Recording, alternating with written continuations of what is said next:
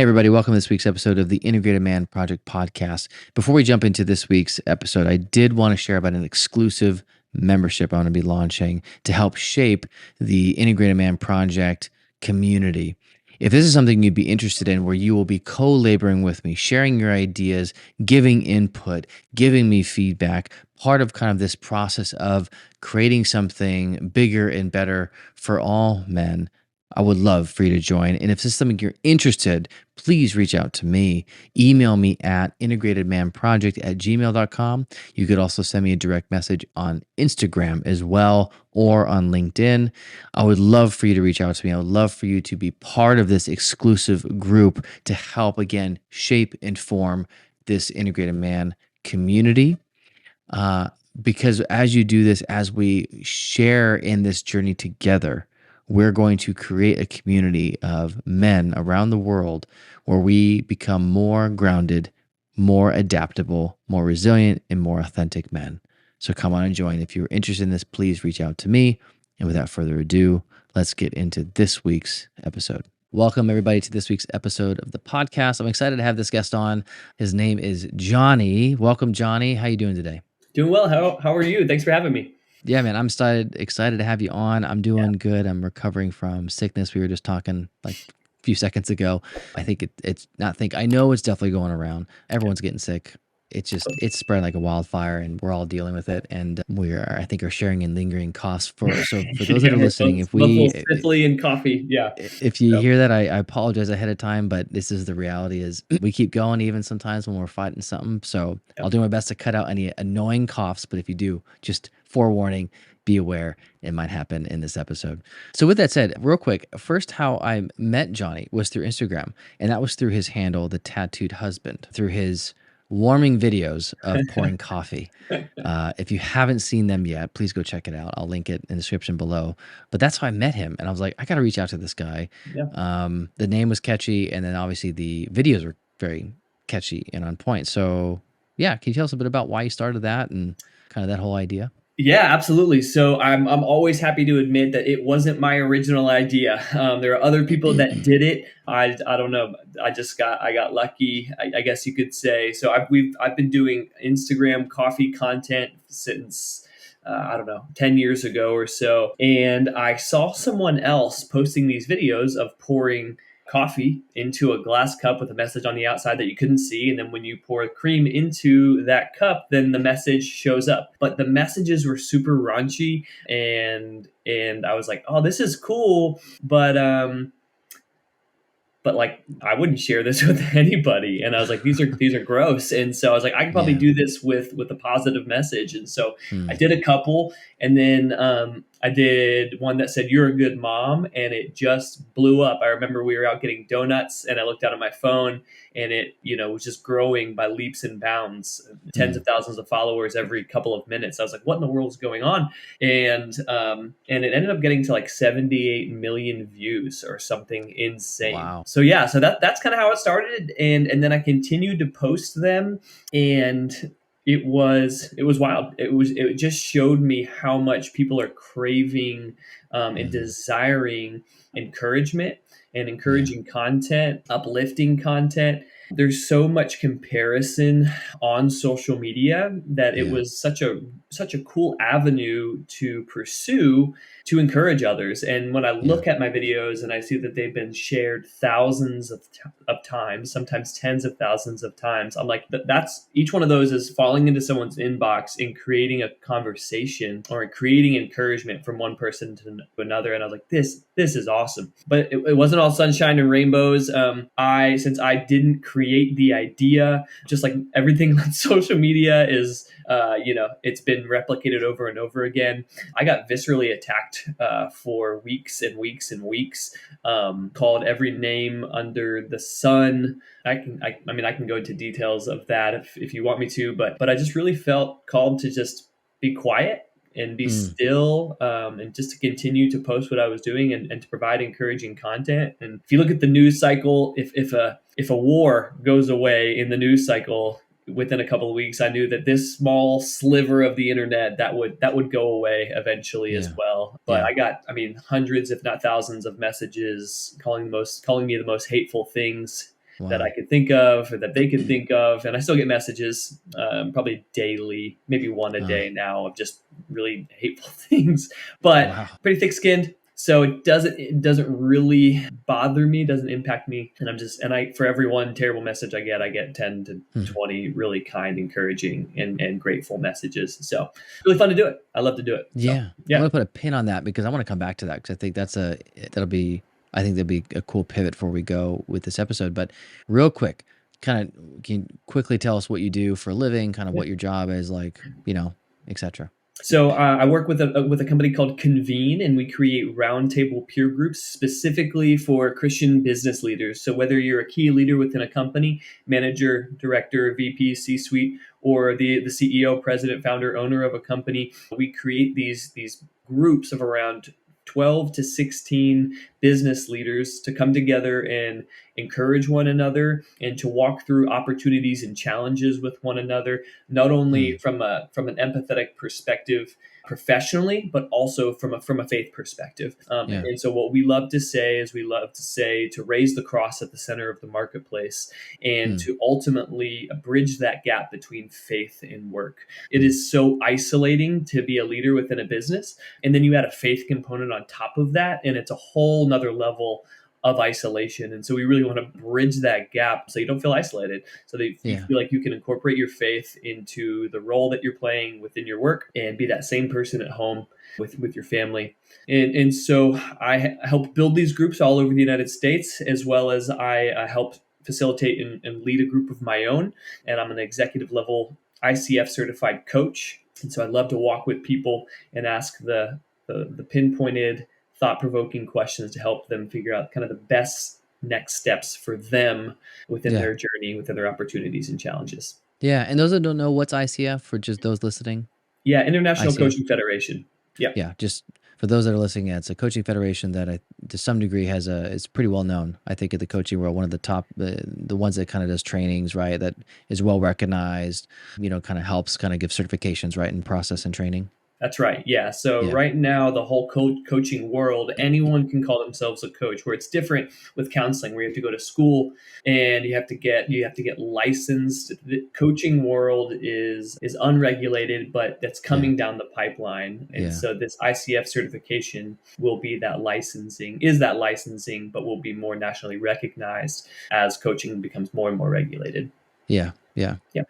And it's cool hearing the story. And I think there's going to be an overlap between kind of what you do as a coach, executive coach, and kind of creating this, what I'm hearing, this community of leaders and trying to, one, get them out of the isolation because you are correct. It could be very isolating. And, who do these guys and women talk to?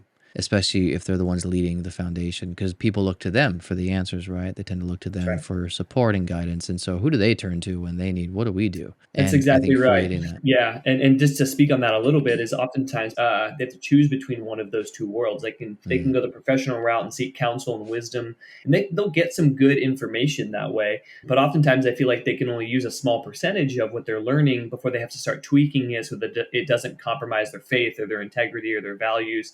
And then and mm, then on the flip side, you can join a small group or a Bible study, and people will pray with you and encourage you, and that's really helpful. But there's very little empathy of what it looks like to have profit and loss responsibility, to have direct mm. reports, to be running a business, or to be running an entire department of a business. And so I joke and say, thank you for your prayers, but I'm still hemorrhaging 10 grand a week. And if I don't figure this out, if I don't have a strategy, then I won't have a business to pray Mm. for. And so to be able Yeah. to bridge that gap and to be able to Yeah. operate within your role or operate your company with Christ at the center of it and with biblical principles and strategies Yeah. is the goal there. I think I love that. That's a very catchy phrase. Thank you for your prayers, but I'm still hemorrhaging 10K a month. Yeah, But what I like about that is it's the faith, because faith is that belief in something, right? And giving yourself to something higher than self, a greater good, of a community of relationship, and also needing very practical tools and relationship and connection and guidance and a roadmap. And I think I've also heard it said like you can have God and a therapist too, right? That idea that, you can yeah, have both. And yeah, for sure.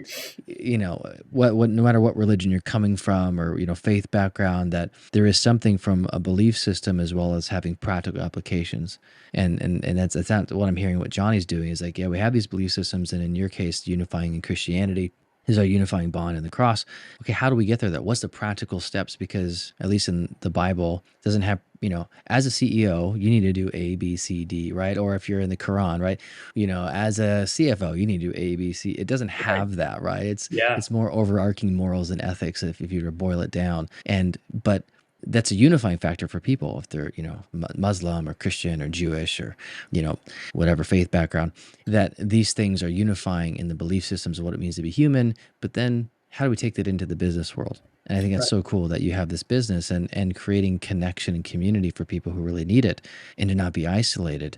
And so I'm wondering, from that, what have you found like prior from the people working with you in this industry of like being more isolated to now having a community? What are some like the 2 or 3 things that you've seen shift or change in their life now that they're part of something like this? Yeah, well, I feel like I think one of the biggest lies that we face, whether you're in the business world or not, is that is that isolation piece, that you're alone, that you're the only one going through this, Mm, that, or the other thing, that no one could possibly understand what you're going through. When in reality is that we're all broken or messed up in at some level, and everyone around us is kind of silently screaming, "Me too." mm, I'm going through this as well. And so I think even for me personally, hearing my wife say, just when we were sitting on the couch talking about the group that I'm a part of, saying, "You're a totally different man than who you were 2.5 years ago." mm, And for me, that makes it all worth it. I have seen myself as a husband, as a father, as a leader improve, see people, mm, and that's one of the big things is when you begin to be able to incorporate your faith, incorporate your values into what you're doing, you begin to see people as more and more as people, as a person, rather than as a means to an end or a tool mm, or a cog in the wheel within your organization. And recognizing that the influence that you have over that one person or that department of people, each one of those people has a family that mm, they're mm, impacting and that they're responsible for. And so I think that, I mean, and it's where you're spending most of your time. And I mean, at mm, least a third of your day. A third of your day typically is at work. Then you have a third of your day that you're sleeping, right? And then mm, there's another 8 hours that are kind of peppered in there before work and after work and all of that. And so as you're spending that time there, if you're able to improve who you are, if you're mm, able to instill more of your principles into what you're spending a third of your life doing, then it's going to impact the other parts of your life. And so I think those are the big things that I see when we're at conferences and spouses come up to us and say, my husband or my wife is never leaving because of how much it's improved them, how mm, much it's improved them as a father, husband, wife, mother. That's kind of the biggest win in my book. What we see mm, too is that our members, generally 85 of them outperform their competition within their industry, because we're taking a mm, very holistic approach to their lives. So if someone walks in and says, "Hey, listen, I've been sleeping on the couch for a week, I don't know if a marriage is going to make it," well, that's got to be priority number one for that group, because whether the employees, the staff, the clients, the customers know it or not, the leader mm, of a department or a company that's going through something heavy like that, that's going to impact. I mean, it has a ripple effect, whether anyone knows it or not, or it's a subconscious thing. It's going to impact decisions. It's going to yeah. impact the amount It's of going to patients. manifest in some way, So right? that's It's going right. to It's going to manifest manifest. in Yeah. some way. And so Yeah. if we can take a holistic approach to the person, then generally we see that the company and the people within the company thrive more as a whole. And it sounds like a lot like, in a way, what you're doing and the ethos of this show is being integrated. And what that means is Right. kind of the holistic, in other ways, holistic approach, right? Looking at all the areas of life, from psychologically to relationally, socially to physically, right? And then to spiritually, right? All these areas are, like you said, they impact everything else. And so assessing the need of a particular group or individual, hey, what is this person? What part of their life do they need support in? Because that does impact, like you said, everything else. That Right. this one piece really is valuable, just like all the, because you could be super healthy in all three, but if you're struggling physically, right, Right. physical ailment, not taking care of yourself, well, that it will have an effect. And so you spoke to something. I'd love to go there for a minute about, hey, 2 years ago you started doing a group, and your wife has noticed a change in you from that point. So can you speak a bit more about your kind of growth over the past few years of integration and kind of those categories of your life and kind of what you've done differently and what that's looked like? Yeah, so I mean, physically, we can start there. I have jumped into the cult of CrossFit a number of years ago, The and cult. even I love it. I love that I get Yeah. to when I go to a regular gym, I don't know what to do. I see a weight, I guess I have Yeah. to lift it. If I'm not there for Sure. an hour, does it even count? Kind of thing. When I walked into a CrossFit gym a couple of years ago, and I love it. I show up, they warm me up, they tell me what to do. The timer Mm, goes. We do the workout, and then it's yeah. I'm lying on the floor half dead, and I feel good and the workout's over. And so I have Mm, found for me that type of physical activity, that type of workout is really, really good for me. And what I love and what I've heard is that when I take a step back and I look at the workouts that I'm doing or the physical activity that I'm doing, I'm not thinking about anything. And mm, I've heard that that's really, really good for your brain. It's almost just a time for your brain to take a break. And I can't focus on anything else but the workout. I'm not thinking about the calls or the emails or the meetings or or the tensions within work here or there. There's no capacity or space in my brain at that moment because I have to mm. do 8,000 burpees or whatever it is. And so it's a really good the physical aspect is good for me on that level, and it helps my mental health as well. If I Mm. if I find I haven't been in the gym, then and I'm not like a stellar athlete or anything like that, but just to work out, to sweat, to exhaust myself, I have found is really, really important for my mental health. Physically, you started there. That's been Yeah, a big life changer for you. Is yeah, that's been helpful? And then think psychological or spiritual or relationally.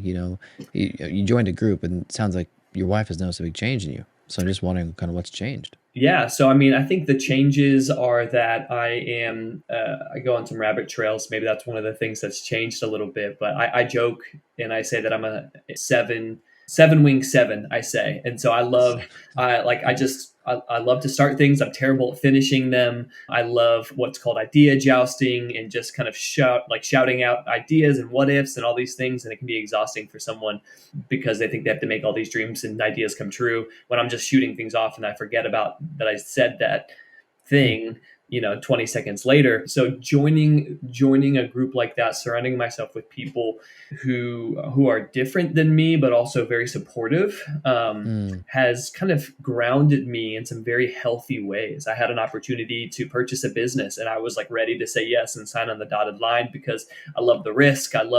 I'd rather build in flight and ask questions later. And so the other people in my group, some of them are engineers and CPAs and very left brained, mathematical, and they really encouraged me to, for lack of better words, practice pessimism because I'm so optimistic. They're like, you need mm, to ask these difficult questions. What about this, and this? And it actually saved me from purchasing a business it was spiraling out of control.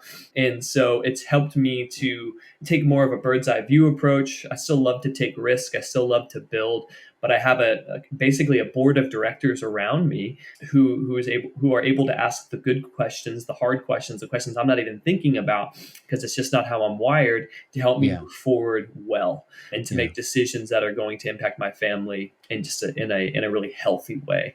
So I mm, think that's one of the big ways that surrounding myself with like-minded individuals who are also different than me in these groups has helped me a lot. yeah. Just as I guess within business and Yeah, and I'm wondering with that as a man, how was that for you initially? Kind of seeking out a group like that. Was that like, sure, yeah, absolutely, I'll go to a group and no problem. I'll talk to the guys or women and leaders and get some support and help. Was that easy? Was there kind of a barrier to that or hesitancy? Like, what was it like for mm. you? No, so I'm a big fan of I'm a big people person, and so whenever I have the opportunity to jump into something like that, and I know that's not how everybody is, I have a tendency to overshare, and so I was ecstatic to be able to join a group, and I love the community. I love being held accountable. So even for me to be able to begin to build one of these groups myself with around 12 to 16 people, it excites me because I know that I'm Yeah. going to have the opportunity to facilitate, foster, and shepherd these individuals. And I don't have to be the smartest one in the room. I'm just my goal is to ask the right questions to guide the conversation, and ideally they are supporting each other. They're saving one another, if you will, and they're asking the right questions for one another. Yeah. And I'm just curious because, like I said, and I think you put it, everyone's so different when I ask that question, like as a, as a man, because we all have different definitions of what it means to be a man in this world and, or what it doesn't mean to be. And so we all have different perspectives. So I appreciate just you. Yeah. Hey, I'm a 7. And, those that don't know what the Enneagram is, go Google it. It's a personality inventory. But my understanding of 7s, they like to have fun. They're talkative, they're outgoing, and they're very high spirited, very positive. Right. But I like, you have the awareness too that, hey, I tend to be a little over positive. I tend to maybe lean on that. And I needed this kind of balance, if you will, of these other guys are making me think and ask the harder questions where maybe my personality is a little geared this way. And it's pulling me more towards maybe a balance of these two perspectives. And so you found that as very life-giving, and it saved you, like you said, from making a decision that probably would have been detrimental. Like you said, it would have been lost and we push and we pull each other. So those who in my group who are less risk takers, but hate their job, but there's an opportunity, but they're afraid to take the jump to the next one for one reason or another. There are people like me in the group who are saying, take the risk. Like what else, what do you have to lose? And just able to encourage them and build them up and help them take a risk that they may not have ever done without a group. And that's the benefit of a group dynamic, right? Where there's the sense of trust and safety that you can share with one another, challenge each other, hear each other, and push each other, right, to grow. So physically you changed, you changed also kind of in this state of a group dynamic and being part of something. Any other changes you made of kind of on these other areas of life, like, within psychologically, like internally, spiritually, things like that? I would say that I like to, as difficult as it is for me, I like to spend some time in the morning just reflecting. A lot of times that's listening to some sort of calm music, but just it's so easy for the first thing for me to do to pick up my phone and just scroll.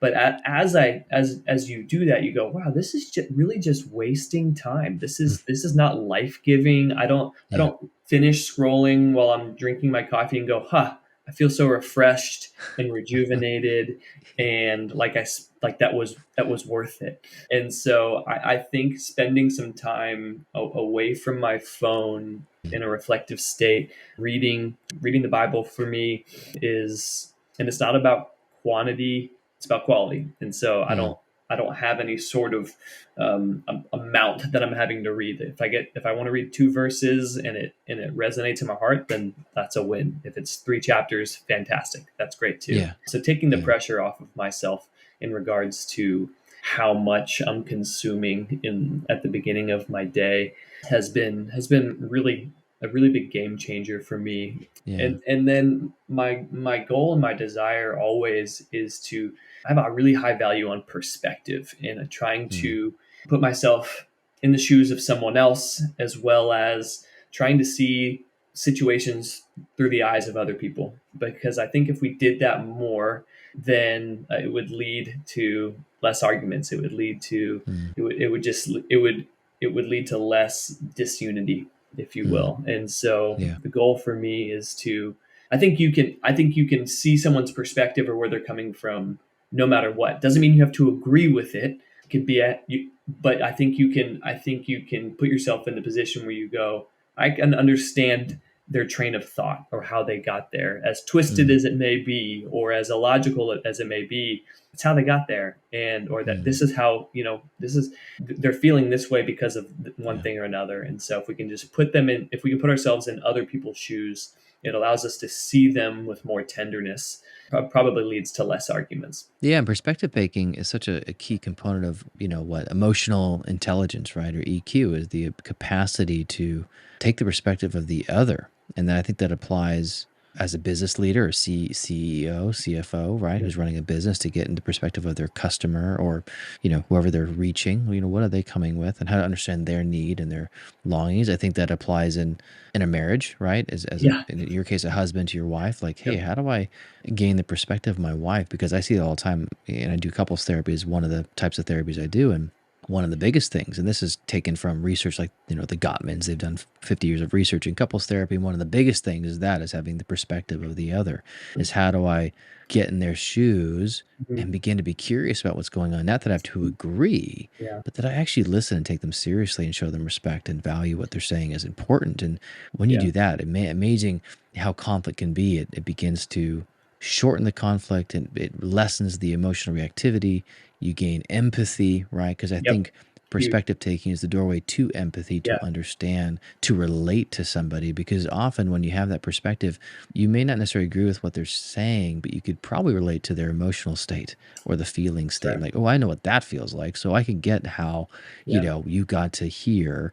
And you might even bring up your own story. Yeah, when I felt this way, I did this, and that didn't make sense either. And so it shifts everything.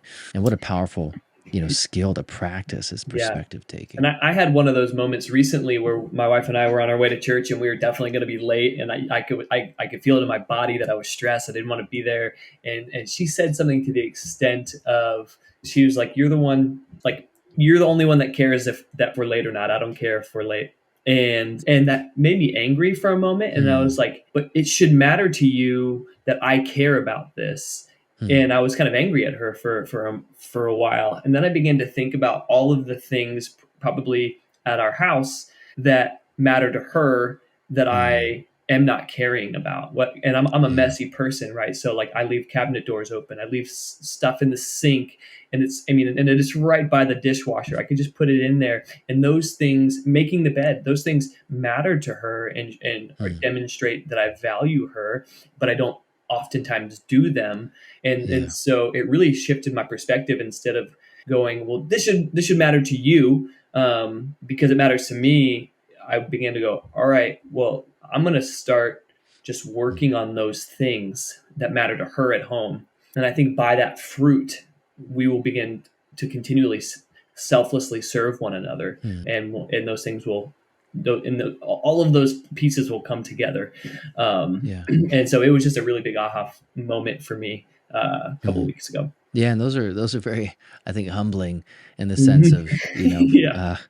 we could, and I think it's still valid though, right? I think there's a validity to it, of that it does represent something, and okay, in what way am I also, how am I engaging in similar behavior, and how do I have a perspective shift as well? Because both can be valid, and it's that I think that level of awareness of we're always growing and Yeah. learning, and never, I don't think we're ever going to be, again, people could disagree, I don't think we're ever going to be done. I think we're always kind of growing and always evolving and always needing to pay attention to these areas of our lives. And then our lives do evolve too, our context change. So dependent, right now you're different than where you were 2 years ago, Yeah. right, or 10 years ago. And so in that sense, you have to continually evolve with the changing of the time. And so with this journey, you're going back to this idea of, you not idea, but this, the work you've been putting into yourself, physically, psychologically, spiritually, relationally. You've been doing all this kind of intentional changes, and being mindfully aware, and then intending to do things differently. Can you speak to kind of a before and after shot, or I guess not a fake one with spray tan, and but a before and after of here's kind of what how Johnny was a little bit before, maybe two or three things that he was noticing in his life prior to this shift, and now after kind of being more aware of integration of kind of these parts of his life, maybe two or three things that he's noticing as the positive shift from that maybe his friends are noticing, he's noticing, doesn't really matter. I'm just curious if we could kind of compare the two.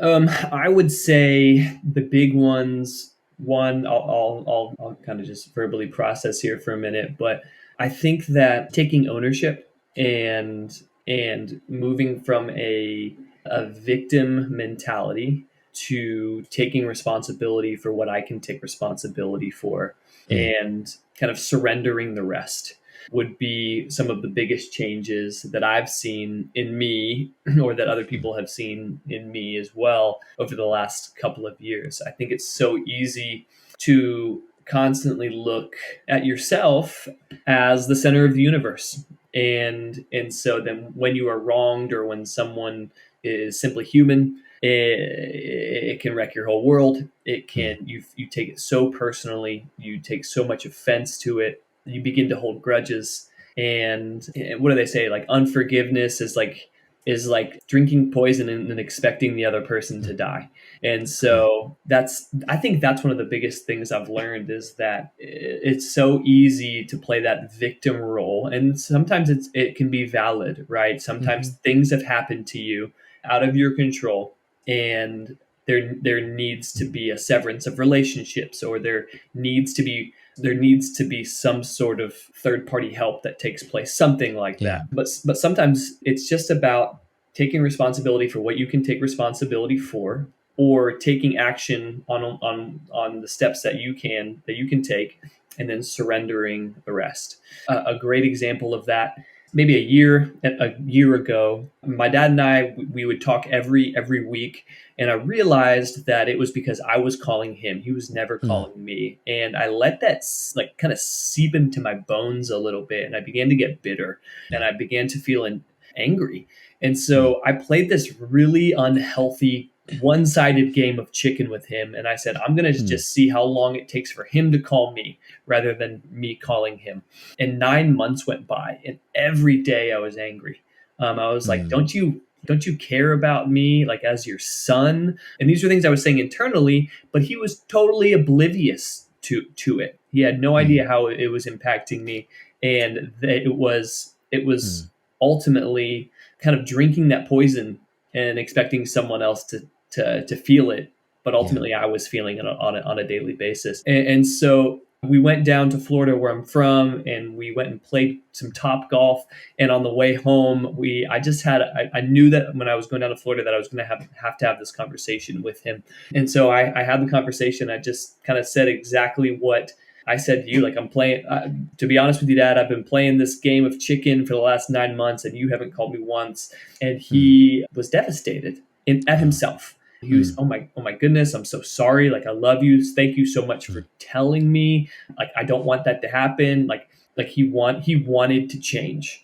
And I just think about how I could have brought that up 6 months earlier, Huh. and saved myself a lot of heartache, and reconciled that situation so much sooner Yeah. if I would have just not kind of played the victim for that long. And now he calls me Yeah. on a weekly basis, and we just talk for a couple of minutes, and then we go about, and it's great. He listened, he is available, Mm. and he took notes, and now that situation has been reconciled. And really, my family, I'm a first generation Christian, and there's been a lot of chaos for generations in my family. And by not calling him, by playing this stupid game of chicken Mm. with him, and I know I'm getting little long winded, I was just perpetuating a cycle of Yeah. of of just sweeping things under the rug, or Yeah. not talking about things and letting things fester, Yeah. and then just turn into bitterness and anger, and that just latches onto your heart. And Yeah. it was just such a sweet learning life lesson experience for me, that I'll take into whatever next situation I get into, and I'll deal with Mm. situations sooner, because I see that recognition sooner is better than recognition later, or not Yeah. recognition, but reconciliation sooner is better than reconciliation later. And I Um, don't think that was long-winded. I think that was needed to at least share with your father the story because what a powerful experience that, as you've been working on yourself behind the scenes without your dad, recognizing that, hey, part of my family's history is, and part of our family's culture has been, we don't talk about, we sweep things under the rug and right. avoid it.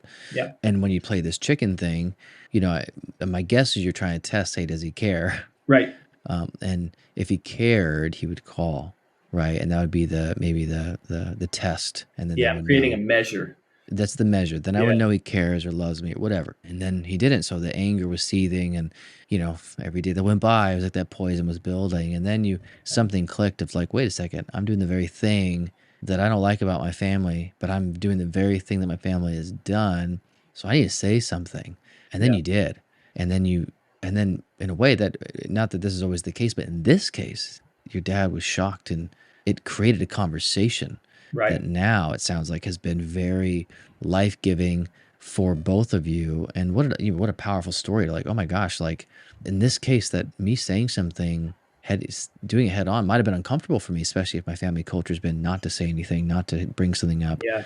but to go against the grain, so to speak. But I created a conversation, an opportunity and he happened to, in a way, be shocked, and now is paying attention, is now doing that because, you know, the other thing happening here is, what was his family culture like? Yeah. And not that we say, well, because it was family culture, it's okay. I'm not saying it's okay. It's more of like, hey, if this family culture too was to sweep things under the rug, he was probably doing what he needed, what he Right. knew to It do. comes naturally. It's the perspective thing, because this is what Right. he's experienced up to this point in his life. That's all he Right. knows. And That's all so, he knows. So you changed it yeah. So to from your expect journey of anything, working on yourself, right? yeah, and to expect anything different than how he was reacting Right. is silly of me. And then on the flip side, if the conversation wouldn't have gone that well, that was, Right. that was hitting the lottery with that conversation. But all I'm responsible for is bringing that out into the light and bringing that to Mm, the surface. And I can't be responsible for how he responds. I right. can just put that out there. And if he responds negatively, well, then that's on him, and Mm, that will determine kind of where the relationship goes as well. And so, yeah. Yeah. but And I I'm can't wondering, hold it. and I'm wondering with this conversation, think of 2 years ago, Johnny. Do you think you would have been ready for that conversation in that way? Do you think you would have addressed it similarly? Do you think you would have gone differently? I know, it's kind of a weird hindsight 2020 thing, but Yeah.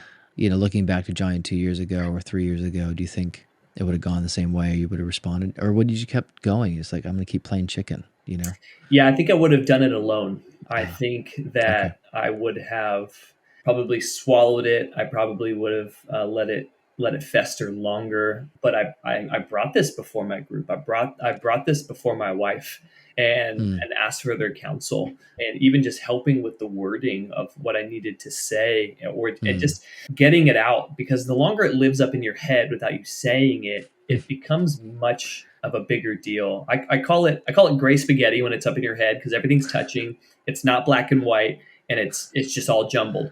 But then as yeah. you begin to talk about it, I tell people, talk about it and talk about it some more. And when you're tired of talking about it, talk about it some more, because Uh-huh. the more you talk about it, the less scary it typically is, the less overwhelming it is. You begin to bring it out into the light, and it Mm, kind of gets on train tracks, if you will, and hmm. you're able to see a path forward.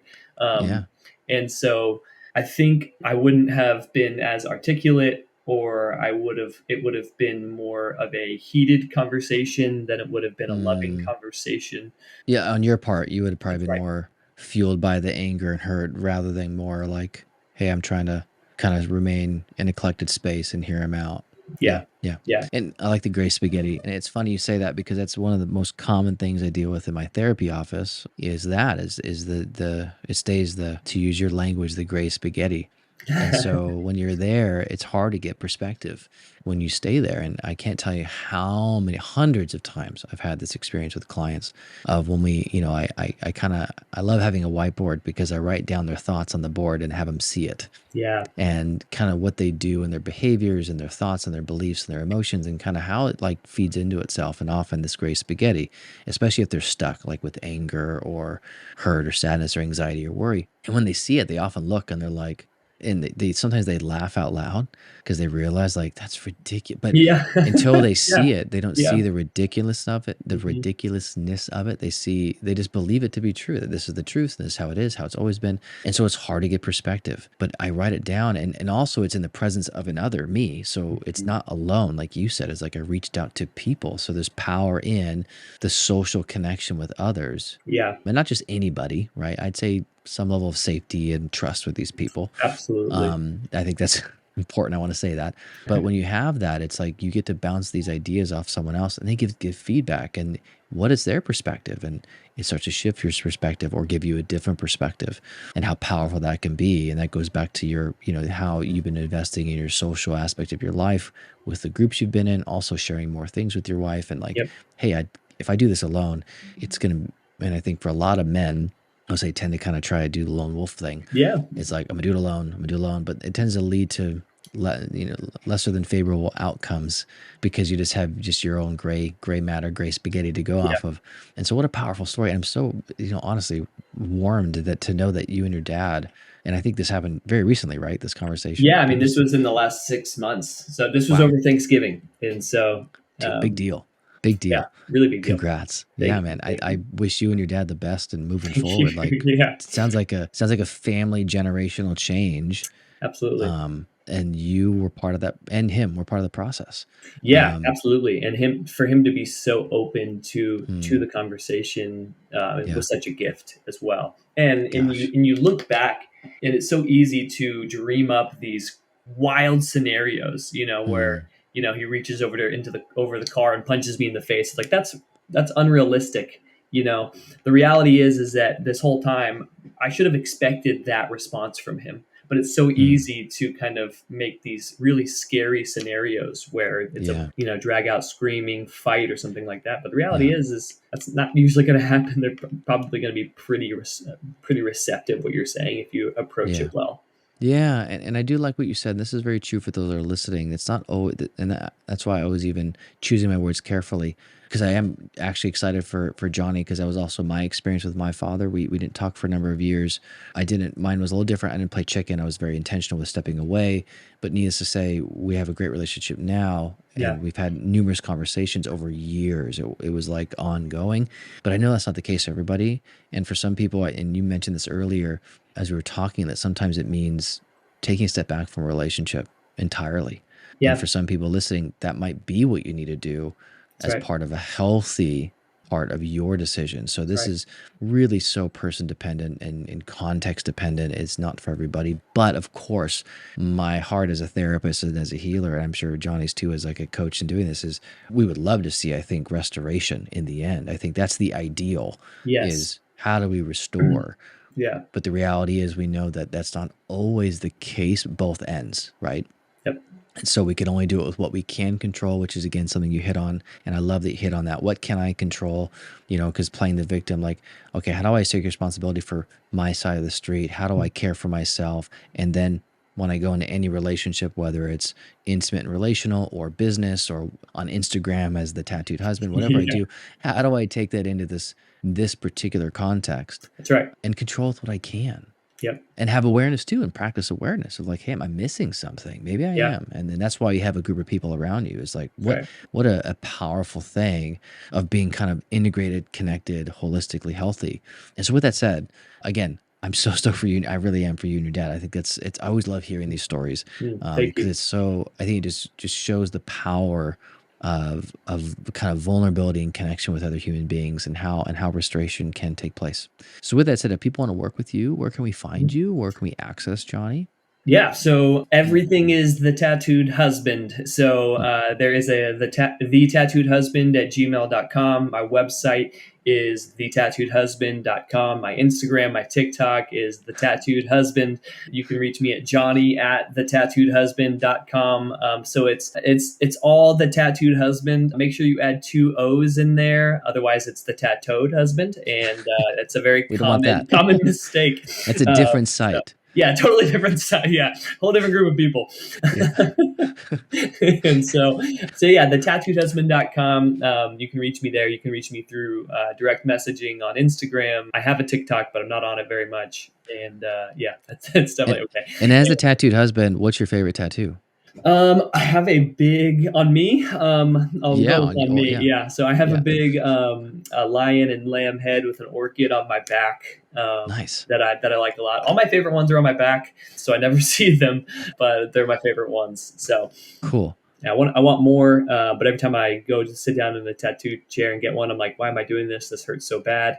And Oh, then I right know. afterwards, I'm like, I want another one right now. So I'm the same. It's the careful, money they're too. It's addicted. like, Yeah. yeah, it's like, although I'm having one for my 40th, because I'm turning 40 this All year. right. Going to Scotland with my wife and a friend of ours, and his wife. We're godparents of each other's kids, and we're doing a shared Scotland tattoo. So I'm very excited for that. That'd be good. That'll be good. Yeah, Yeah, most of my that's my, sessions are like 6 hours, and so I think I could handle like a one yeah. hour session pretty Yeah, easily. this will be But my shortest one, yeah, because I've done longer ones. I think my first one was, I went, with a quarter sleeve, and I was like, yep, why did my very first tattoo? Anyway, this is a yeah. whole Why tattoo. am I We could doing probably have a this whole to podcast myself? episode. And a final question. Yeah. What I've been doing this lately because it's fun. But what's a current what are you spinning on music right now? What's something you're listening to on repeat? Oh, Chelsea Cutler has been the music that I've been listening to Okay. recently. So I don't know if you've heard her or not, but she's Mm-mm. got a really melodious kind of almost an alto voice, singer-songwriter. Cool. So if you've ever listened to, so that's kind of who I'm hooked on. I think my my most listened to artist for 2024 has already been locked in as Chelsea Okay. Cutler, Okay. probably on Spotify. But kind Sure. of just folky singer-songwriter, Cool. good lyrics. And so that's what I've been hooked on recently. Awesome. I'll go check it out. Yeah. Chelsea, I've been asking lately because it's always fun how music inspires what people are listening to. Plus, it gives me something to check out. I always love listening to Yeah. music Yeah. and, Chelsea Cutler. So I'm going to go check her out. Is Yeah. there one song or record I should start with that you recommend? There's one with the word bones in it. I think it's Okay, probably one of her. Bones. Okay. Down, One with Bones. Okay, I'll yeah, look for something Bones with over bones. I think it's Spotify called after this. Bones. Honestly, I think it's called Bones, Okay. but it's Chelsea Cutler good. Bones. So All right. I'll Google it. It'll help me out. yeah, that'll show up Um, right away. So well, Johnny, thank you so much for your yeah, time, man. You have a blessed rest of your day. And yeah, thank you. absolutely. Thank you for your time. It's great talking with you.